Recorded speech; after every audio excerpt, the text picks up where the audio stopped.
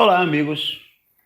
Vocês já devem ter ouvido falar quando alguém castiga o outro, dá uma surra, faz alguma coisa que cria dano na pessoa.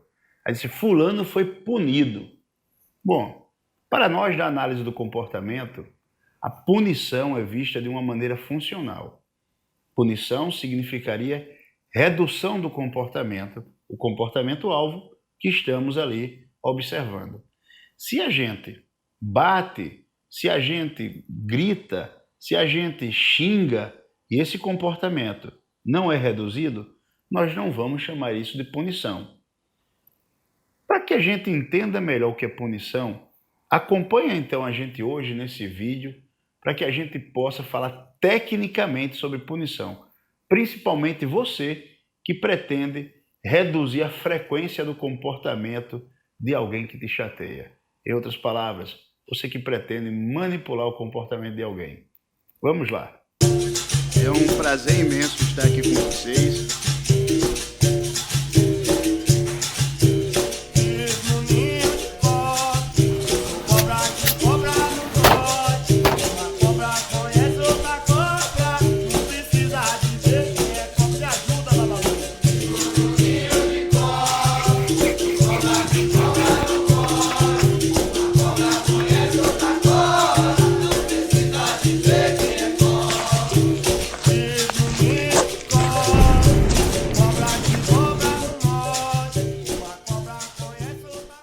É isso mesmo. Hoje nós vamos falar sobre punição. Punição que também tem a sua versão punição positiva e punição negativa, do mesmo modo que falamos do reforço. A positiva, sempre que algo é apresentado, geralmente um estímulo aversivo, alguma coisa ruim que é apresentada em consequência de uma ação que o sujeito emite.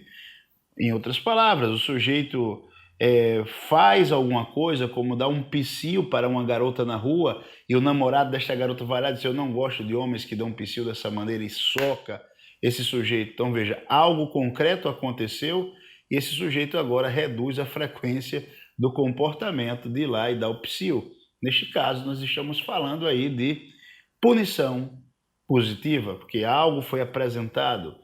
A punição negativa geralmente se retira algum ganho, alguma coisa reforçadora que o sujeito poderia receber ali, e em função da retirada deste elemento, a frequência do comportamento do sujeito reduz.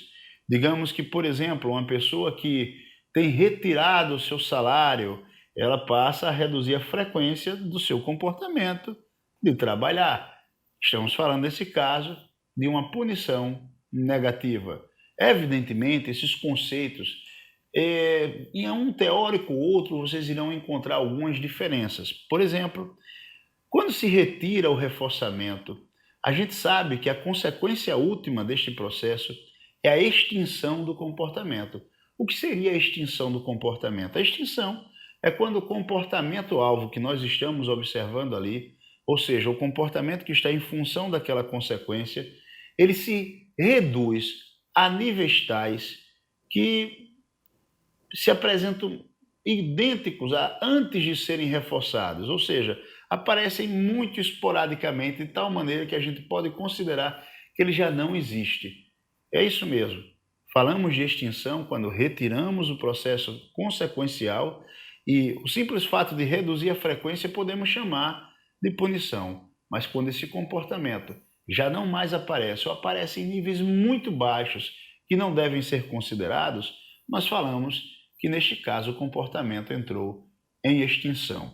Mas como o foco de hoje, o nosso alvo hoje, é discutirmos sobre a punição, e eu posso até acrescentar algum debate aqui sobre a eficiência ou não da punição, já que é um método bastante econômico que não faz com que as pessoas, digamos assim, precisem fazer uma verdadeira engenharia comportamental. Elas podem aplicar a punição positiva, no caso, apresentar algum evento agressivo, violento, que causa dano no outro, logo após a emissão de um comportamento não desejado. As pessoas geralmente fazem isso com filhos, com pessoas mais frágeis, quando elas estão em uma posição de poder. o outro emite um comportamento que ela não gosta, que a pessoa não gosta, e ela vai lá simplesmente e agride a pessoa, ou xinga, ou fala mal, e ela faz isso visualizando que pode reduzir a frequência daquele comportamento que foi emitido. Basta lembrarmos, por exemplo, de uma maneira um pouco divertida, quando um homem com uma namorada olha do lado e observa alguma outra mulher e os puxões de orelha que a namorada dele pode dar. Ei, mocinho, o que é que você está fazendo? Aquele puxão de orelha, aquele carão, aquela bronca que a namorada está dando, visa reduzir a frequência do comportamento do namorado de olhar para outras mulheres. E já nesse exemplo a gente pode refletir, será que apresentar um comportamento aversivo, né, algum dano para o outro, é a melhor forma mesmo de reduzirmos a frequência dos comportamentos das pessoas?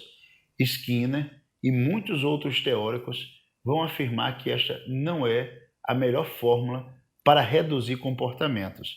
Eles irão dizer que, na verdade, é muito melhor trabalharmos com reforço diferencial de outros comportamentos ou reforço diferencial de comportamentos alternativos.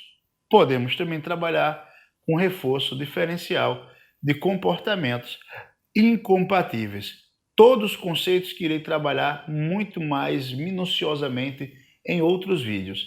Mas, a grosso modo, a gente pode dizer que se eu reforço um outro padrão de comportamento, aquele comportamento-alvo, ele passa a ser reduzido.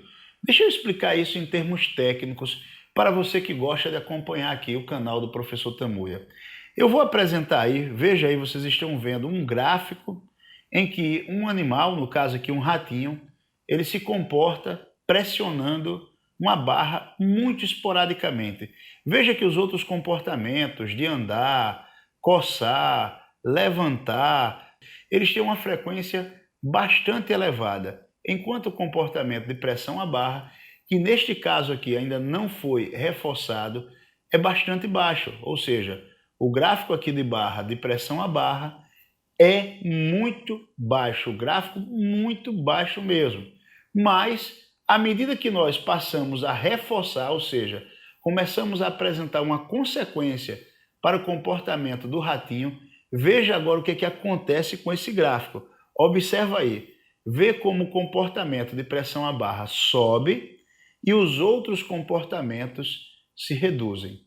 É isso mesmo. Neste caso, nós estamos reforçando um outro comportamento que não aqueles comportamentos que costumeiramente o animal já apresentava, e no momento que reforçamos esse outro comportamento, a frequência geral dos outros comportamentos, a taxa de resposta dos outros comportamentos caem assustadoramente.